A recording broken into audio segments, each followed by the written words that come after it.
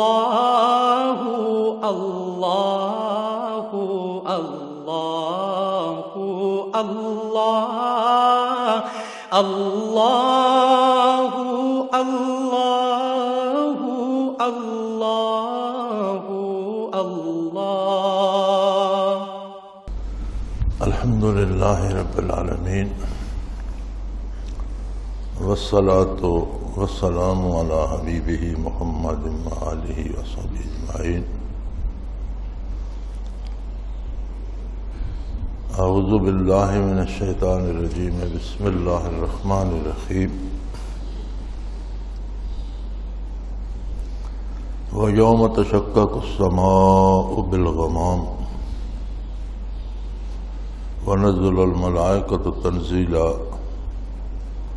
الملك يومئذ الحق للرحمن وكان يوما للكافرين عسيرا يوم يعض الظالم على يديه ويقول يا ليتني اتخذت مع الرسول سبيلا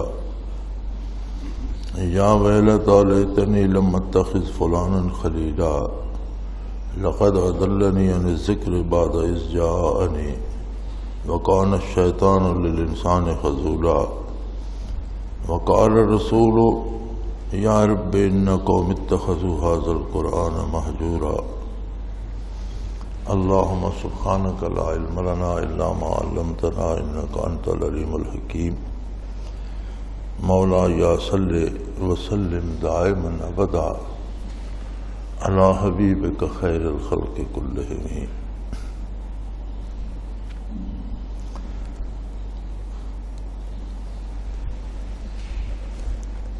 سورہ فرقان کی ان آیات مبارکہ میں قیامت کی منظر کشی فرمائی گئی ہے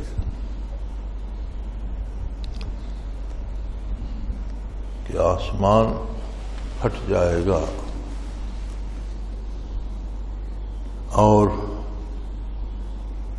بکثرت فرشتے اترنا شروع ہو جائیں گے، کوئی چیز سلامت نہیں رہے گی، ہر چیز فنا ہو کر دوبارہ پیدا ہوگی،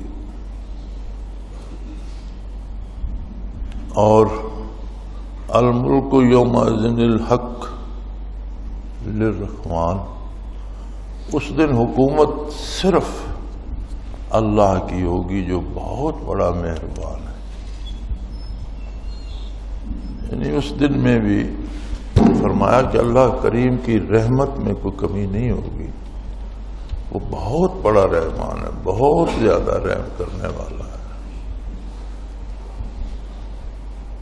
لیکن جو لوگ رحمت قبول نہیں کرتے،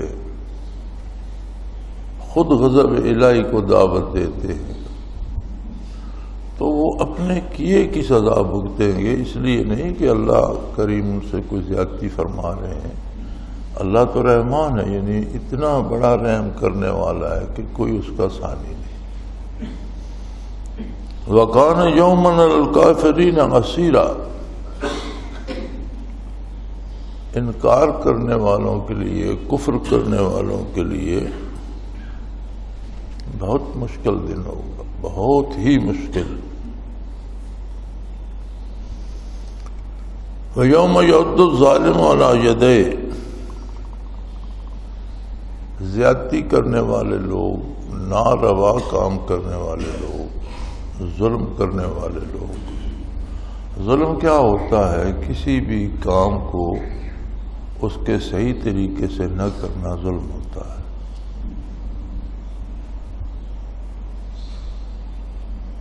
کوئی بھی کام جو اس کے صحیح جو طریقے اس سے ہٹ کے کیا جائے، تو یہ کوئی کام محیط ہے انسانی زندگی کو۔ اللہ کریم کا نظام ایسا ہے کہ ہر شخص کسی نہ کسی کام میں لگا ہوا ہے، اسے بات سننے کی فرصت بھی نہیں، کچھ نہ کچھ کر رہا ہے۔ جنہیں ہم بیکار سمجھتے ہیں وہ بھی اپنے طور پر مصروف ہوتے ہیں۔ وہ جو کچھ کر رہا ہے کیا وہ صحیح کر رہا ہے یا غلط کر رہا ہے تو ظالم ہے. اور بڑی عجیب بات یہ ہے کہ انسانی مزاج یہ ہے کہ جو کچھ کوئی کر رہا ہوتا ہے وہ سمجھتا ہے میں ہی صحیح کر رہا ہوں. اس نے اپنے دلائل کھڑے ہوئے ہوتے ہیں کہ میں ٹھیک کر رہا ہوں. لیکن غلط اور صحیح کا معیار ہے اللہ کی کتاب، نبی کریم صلی اللہ علیہ وسلم کا ارشاد عالی اور تعلیم و تربیت جو آپ نے فرمائی، آپ کا حسن عمل جس طرح سے آپ صلی اللہ علیہ وسلم نے عمل فرمایا. قرآن حکیم کی ساری تعبیر، ساری تفسیر نبی علیہ الصلوۃ والسلام کی حیات طیبہ ہے، صحابہ کرام کی مبارک زندگیاں ہیں. یہ وہ خوش نصیب ہے جنہوں نے قرآن کریم کو نبی علیہ الصلوۃ والسلام سے براہ راست سنا، اس کا مفہوم سمجھا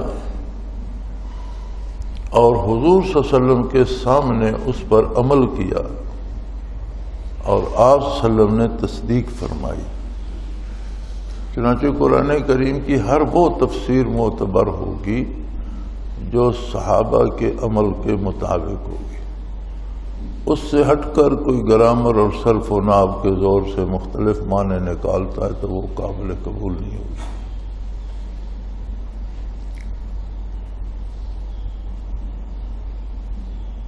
تو فرمایا اس دن ظالم ہاتھ کاٹیں گے، اپنے ہاتھ کاٹ کاٹ کر کھا رہے ہوں گے کہ کاش یا لیتنی اتخذت مع الرسول سبیلا، کاش ہم نے زندگی گزارنے کا راستہ نبی کے ساتھ اختیار کیا ہوتا، یعنی وہ راستہ اپنایا ہوتا جو اللہ کے نبی اور اللہ کے رسول نے ہمیں بتایا ہے. ہمیں معیت رسول نصیب ہوتی، ہم اس راستے پہ چلتے.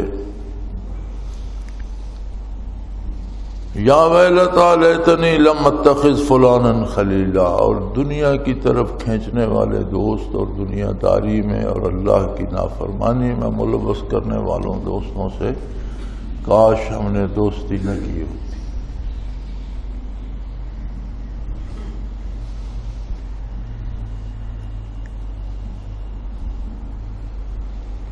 بزرگوں کا قول ہے کہ کسی شخص کی پہچان اس کے ارد گرد کے لوگوں سے ہو جاتی ہے. جس مزاج کا آدمی ہوتا ہے اس طرح کے لوگ اس کے گرد ہوتے ہیں. اگر وہ خود نیک ہے تو اس کے ساتھ رہنے والے بھی نیکی کی طرف چلنے والے ہوں گے. وہ خود نیک نہیں ہے تو اس کے ساتھ مل کر کوئی دوسرا نیک نہیں ہوگا. یا ویلتا لیتنی لم اتخذ فلانا خلیلا، اس دن اسے احساس ہوگا کہ میں فلاں کو، یعنی ایسے لوگوں کو جو برائی کی طرف لے جاتے ہیں، جو خود برائی پہ عمل کرتے ہیں، دوسروں کو بھی بلائی کی طرف بلاتے ہیں، کاش ان سے میں نے دوستی نہ کی ہوتی.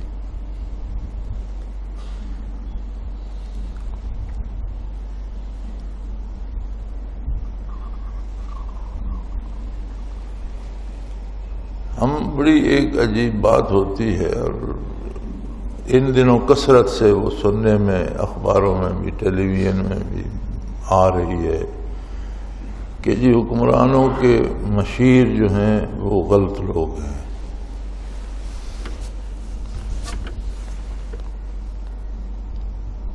سوال یہ پیدا ہوتا ہے کہ یہ اچھے لوگوں کے ساتھ کیا غلط لوگ جمع ہو جاتے ہیں؟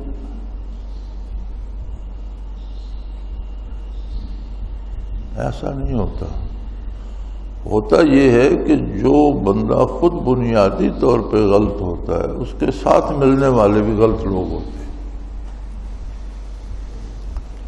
کسی کے اپنے اندر صلاحیت ہو تو اس کے ساتھ ملنے والے بھی باصلاحیت لوگ ہوتے ہیں، اور اچھے نہ ہوں تو پھر وہ اس کا ساتھ نہیں دے سکتے، وہ الگ ہو جاتے ہیں۔ تو انسانی مزاج ہے کہ الزام دوسروں پہ دھرتا ہے، اپنی غلطیاں قبول کرنے کی ضرورت نہیں کرتا۔ فلاں نے مجھ سے یہ کرا دیا، فلاں نے یہ کرا دیا، فلاں نے یہ کرا دیا۔ تو یہ فلاں جو ہوتے ہیں ہمارے گرد وہی لوگ جمع ہوتے ہیں جو ہمارے مزاج کے مطابق ہوتے ہیں۔ کوئی بھی شخص اپنے مزاج کے خلاف دوسرے بندے کو برداشت نہیں کرتا۔ تو فرمایا یہ احتیاط بھی کرنی چاہیے کہ میرا تعلق، میرا بیٹھا اٹھنا، میری دوستی، میری بات چیت کیسے لوگوں کے ساتھ۔ بخاری شریف میں موجود ہے، نبی علیہ الصلوۃ والسلام نے فرمایا کہ نیک لوگوں کی صحبت کی مثال ایسی ہے جیسے عطار کی دکان،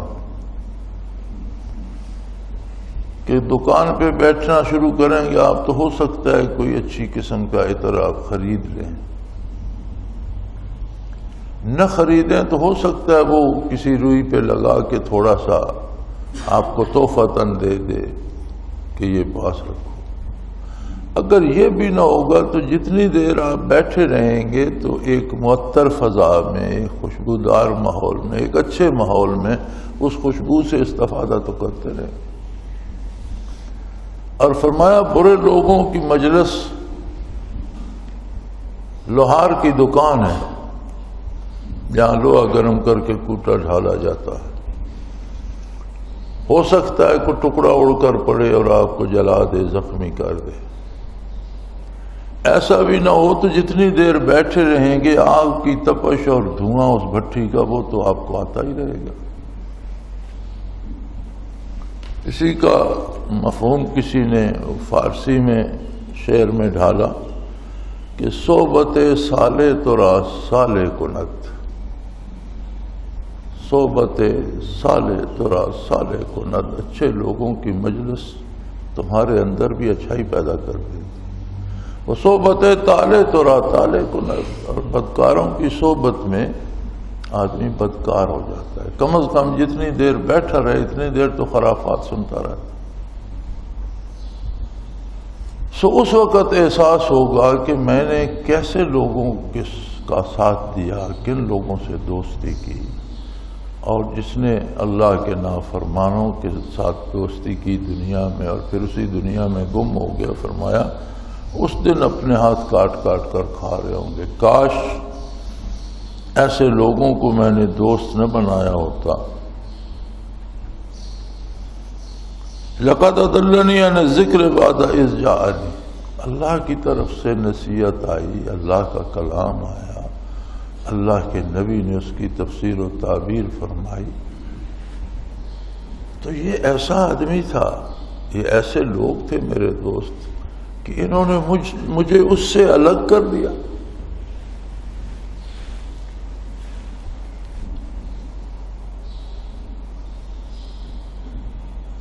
اب اگر ہم دیکھنا چاہیں تو اپنا تجزیہ کریں کہ صبح سے شام تک جو ہم کرتے ہیں،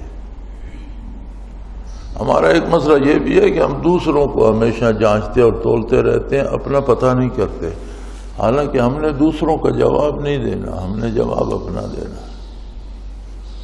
تو فجر سے اٹھ کر رات کے سونے تک کیا ہم اپنی زندگی کو اتباع رسالت پناہی میں ڈھالنے میں کامیاب ہو گئے ہیں؟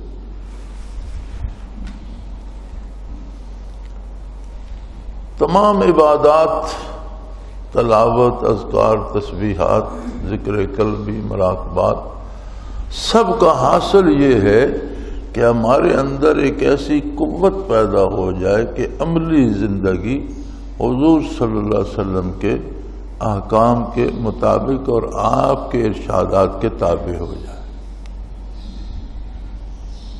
یہ پھل ہے، ثمر ہے، نتیجہ ہے جو سارے مجاہدے سے، ساری عبادات سے، نماز روزے سے حاصل ہوتا ہے۔ تو ہمیں دیکھنا یہ چاہیے بعض ساتھیوں کو بڑا وہم ہوتا ہے نا، اس سے پوچھتے ہیں میرے مراقبات کہاں ہیں، تم مجھے بتا دو۔ بھئی خود دیکھو کتنی رغبت پیدا ہوئی ہے اتباع شریعت میں، غلطی ہو جائے تو کتنی چوٹ لگتی ہے دل پر کہ مجھے یہ نہیں کرنا چاہیے تھا، کس خلوص سے توبہ نصیب ہوتی ہے، کتنا تعلق ہو گیا ہے رسول اللہ صلی اللہ علیہ وسلم سے، کیونکہ یہ جو تعلق بالرسول ہے یہی بنیاد ہے تعلق باللہ کی۔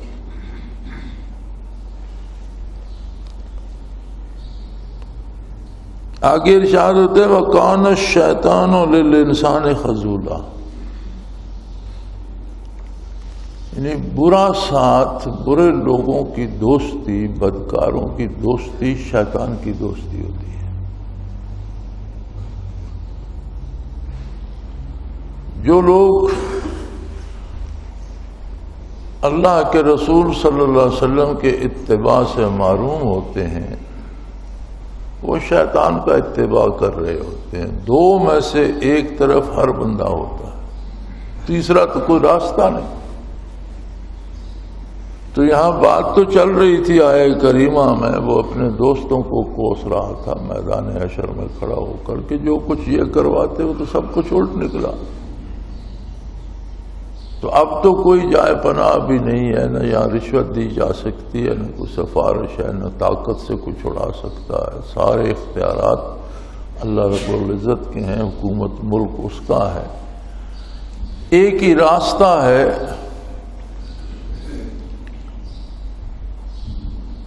کہ کاش میں نے یا لیتنی اتخذت مع الرسول سبیلا، کاش میں نے اللہ کے نبی کی معیت اختیار کی ہوتی اور آپ کی اطاعت کرتا، آپ کی غلامی کرتا، آپ کے ارشاد کے مطابق زندگی بسر کرتا۔ تو وہ تو محدود زندگی تھی، تھوڑا سا ٹائم سپیس تھا، اب لامحدود زندگی سامنے ہے جو ساری اس نہج پہ گزارنی پڑے گی جس طرح دنیا میں پسند کی تھی۔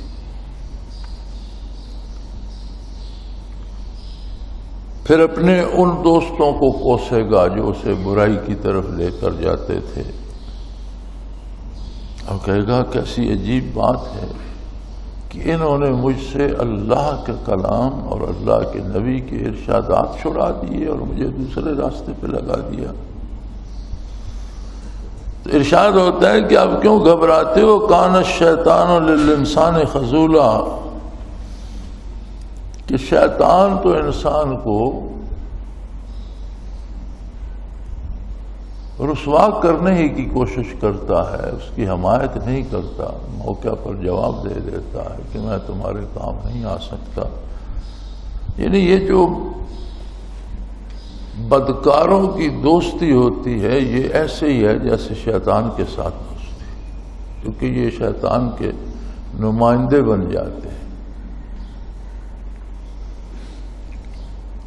اگر کوئی رسول اللہ صلی اللہ علیہ وسلم کی اطاعت میں زندگی بسر کرتا ہے، محنت کرتا ہے، اللہ کریم اسے ایسے لوگوں کا ساتھ دیتے ہیں جو نیک ہوتے ہیں۔ والذین جاہدوا فی سبیلنا جاہدوا فینا لنہدینہم سبلنا، جو لوگ خالص میری رضا کے لیے محنت کرتے ہیں، کوشش کرتے ہیں، میں انہیں اپنے راستے دکھا دیتا ہوں۔ اس کی تفسیر میں مفسرین کرام لکھتے ہیں کہ اللہ اپنے راستے، اپنے قرب کے راستے اس طرح سے دکھاتا ہے کہ اس بندے کو اپنے نیک بندوں کی صحبت میں پہنچا دیتا ہے، یعنی اس پہ ایسا کرم کرتا ہے کہ جس کے دل میں اللہ کو پانے کی، اللہ کی رضا کی طلب پیدا ہو جائے تو ایسے اسباب پیدا فرما دیتا ہے کہ اسے اپنے نیک بندوں کی محفل میں پہنچا دیتا ہے، اور یوں وہ اسے نیکی نصیب ہو جاتی ہے، نیک رائے نصیب ہوتی ہے، نیک عمل نصیب ہو جاتا ہے۔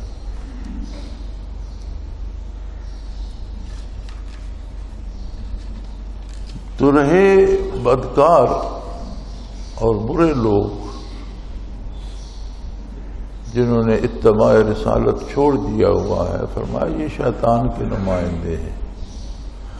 ان الشیاطین لیوحون الی اولیائہم، جو لوگ شیطان کی غلامی کر لیتے ہیں تو پھر وہ رفتہ رفتہ شیطان کے دوست بن جاتے ہیں، اور شیطان ان کے دل میں اپنی باتیں القاء کرتا رہتا ہے، باتیں ڈالتا رہتا ہے، انہیں سمجھاتا رہتا ہے، یہ کہو، یہ کرو، یہ کہو، یہ کرو۔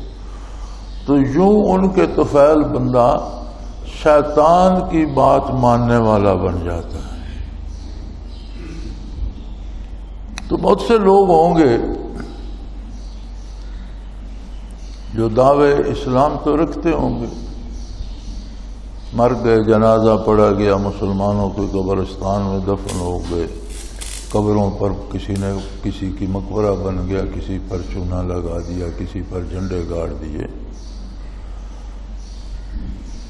جب میدان حشر قائم ہوگا تو وہاں تو بات سب کے سامنے آ جائے گی کہ اب سوائے بارگاہ رسالت کے کوئی جائے پناہ نہیں ہے، غضب الہی سے بچنے کا کوئی سلیقہ نہیں ہے۔ تو جو بھی دعوے، جس نے کلمہ ہی نہیں پڑھا اسے اس طرف جانے کی تو ضرورت کیا ہے، سمجھ ہی نہیں آئے گی۔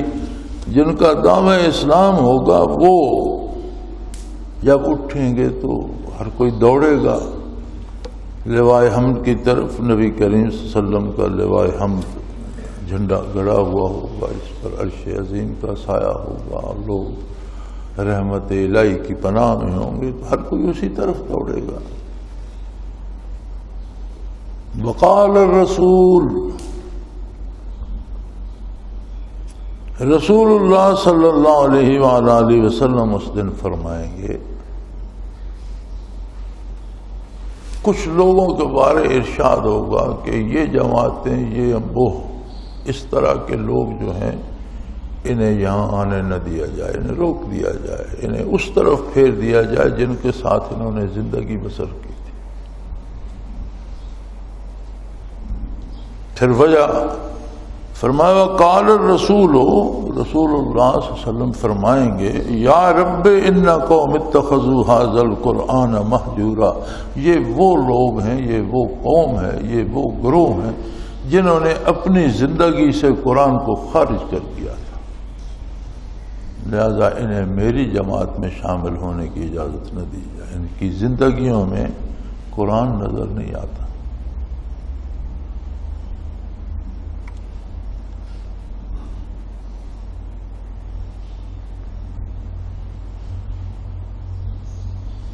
تو بہت بڑی مشکل کا مقام ہوگا کہ جنہیں بارگاہ رسالت سے بھی جواب مل جائے، اور اس کی وجہ بھی اللہ کریم نے بتا دی کہ عملی زندگی سے جب قرآن خارج ہو جائے گا تو تمہارے کہنے سے میں مانتا ہوں، یا پڑھتے رہنے سے، یا دعوے اسلام سے وظیفے پڑھتے رہو، تسبیحات پڑھتے رہو، لیکن چوری بھی کر لو، رشوت بھی لے لو، خون ناحق بھی بہاتے رہو، اللہ کی مخلوق کو تباہ بھی کرتے رہو، لوگوں کے حقوق لوٹتے رہو، اور تم سمجھو کہ میں یہ کفارہ ہو جائے گا کہ میں 2 سپارے منزل بھی پڑھ لیتا ہوں، ایسا نہیں ہوگا۔ قرآن کو عملی زندگی میں اپنانا ہوگا، جسے قرآن نے حلال کہا ہے اسے حلال ماننا ہوگا، جسے حرام کہا ہے اسے حرام سمجھنا بھی ہوگا، اور حرام کو ترک بھی کرنا ہوگا۔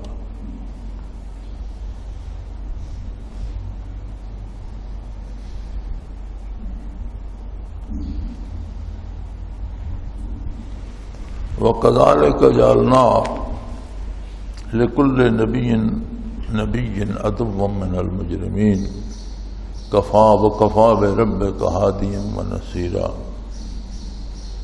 فرمایا دنیا میں بندے کو جو ہم سزا دیتے ہیں وہ بڑی عجیب ہے۔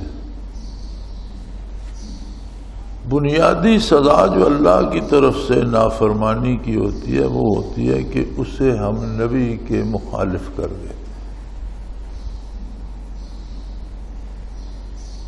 وہ نبی کا دشمن ہو جاتا ہے۔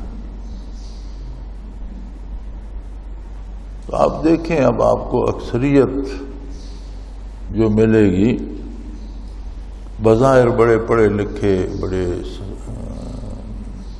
فلاسفر، بڑے سائنسدان، بڑے مختلف ڈگریوں کے حامل مستشرقین، ساری دینی کتابیں بھی پڑھتے ہیں اور سارا مطالعہ قرآن، ترجمے، احادیث، اور ساری عمر لگا دیتے ہیں اس میں اعتراض ڈھونڈنے کو۔ اب پورے عالم کفر کی ساری کوشش اب اس بات پر ہے کہ کوئی محمد الرسول اللہ صلی اللہ علیہ وسلم کے احکام پہ عمل نہ کرے۔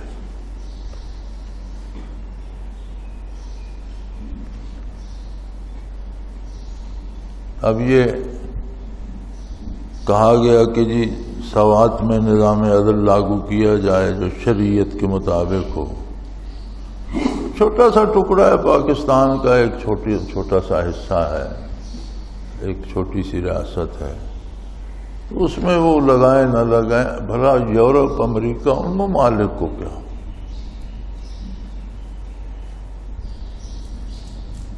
ان ممالک کو دشمنی یہ ہے کہ انہیں دشمنی ہے محمد الرسول اللہ سے۔ وہ اس پر تڑپ اٹھے کہ بھی یہ حضور کے احکام کیوں نافذ ہوں، ہماری رائے کیوں نہ ہو۔ اور رہی ہماری مسلمانی، جب انہوں نے اعتراض کیا تو ہم نے کہا جو حضور آپ راضی رہیں، ہم نہیں لگاتے۔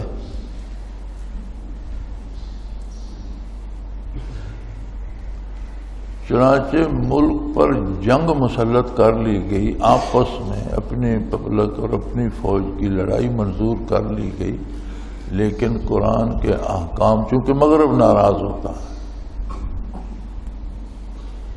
اب یہ ہماری مسلمانی قیامت کو قبول ہوگی یا نہ ہوگی، اس کا ہمیں خود اندازہ کرنا چاہیے۔ دوسری طرف کچھ لوگ جو شریعت کی آڑ بنا کر، جو شریعت کے نفاذ کو بہانہ بنا کر لوگوں کو لوٹتے ہیں، قتل کرتے ہیں، مارتے ہیں، وہ اس سے بھی بڑے ظالم ہیں کہ برائی کرتے ہو اور شریعت کی آڑ میں کرتے ہو، تو یہ تو بہت بڑا ظلم ہے۔ تو ان حقائق کو جب ہم دیکھیں تو اپنی مسلمانی کا معیار سمجھ میں آ جاتا ہے، ہر بندہ سمجھ سکتا ہے۔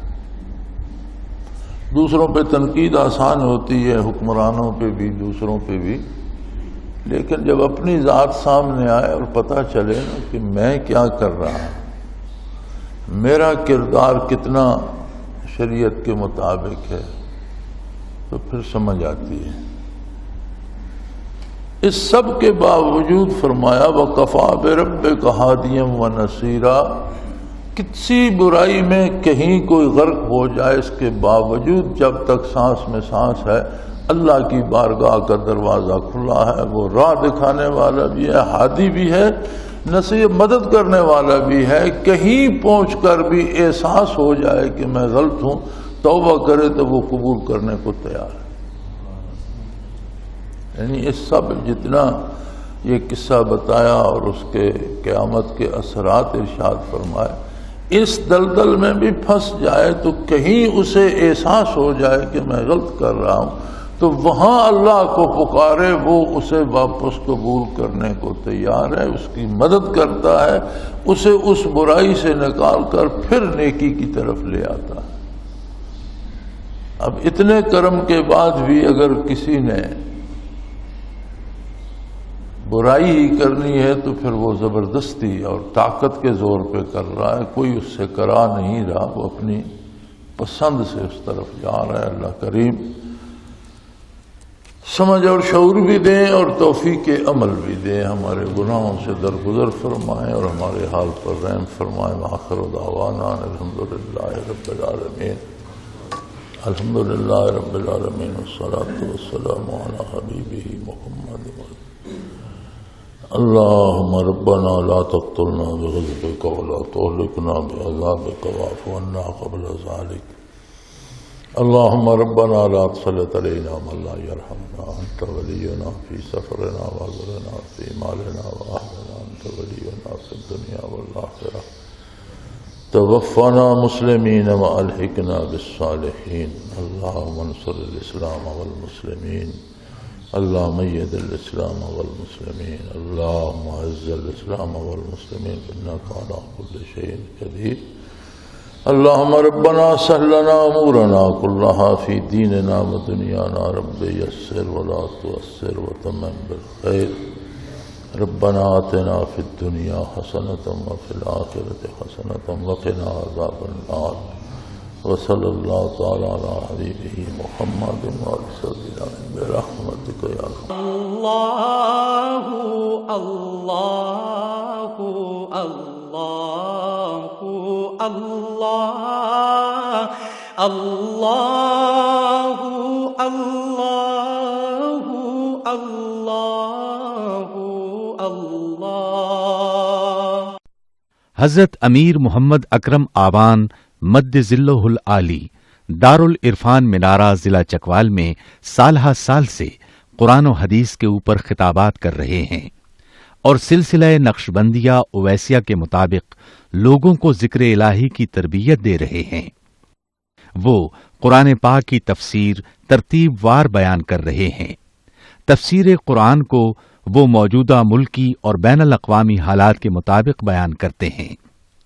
موٹر وے سے کلر کہار کے انٹرچینج سے نکلتے ہوئے کلر کہار کی جھیل سے ہوتے ہوئے میانی، بوچھال اور نور پور سے گزرتے ہوئے دارالعرفان منارہ پہنچ سکتے ہیں۔ حضرت امیر محمد اکرم آوان نے بچیوں اور بچوں کی دینی اور دنیاوی تعلیم کے لیے سقارہ اکیڈمی کے نام سے ایک درسگاہ بھی قائم کی ہے، جس کا افتتاح ملک پاکستان کے صدر جنرل محمد ضیاء الحق نے اپنے دست مبارک سے کیا تھا۔ وہ تمام احباب جو اسلام کی طلب رکھتے ہیں ان سے گزارش ہے کہ دارالعرفان منارہ ضلع چکوال میں امیر محمد اکرم آوان صاحب کے خطابات سے مستفید ہوں۔ وہ ہر جمعے کو نماز سے پہلے بیان فرماتے ہیں۔ ہر ماہ کی پہلی اتوار کو ماہانہ اجتماع ہوتا ہے جس میں آپ خصوصی خطاب فرماتے ہیں اور پاکستان کے چاروں صوبوں سے احباب اس اجتماع میں شرکت کرتے ہیں۔ اس کے علاوہ یہاں سال میں 2 مرکزی اجتماعات بھی ہوتے ہیں، ایک رمضان المبارک میں اعتکاف کا اجتماع اور دوسرا جولائی اور اگست میں 40 دن کا اجتماع ہوتا ہے جس میں روحانی تربیت کی جاتی ہے۔ اپنا خون سیماب دے کر اتنا ہم کر جائیں گے، نام آقا کا چمن میں پھر رقم کر جائیں گے۔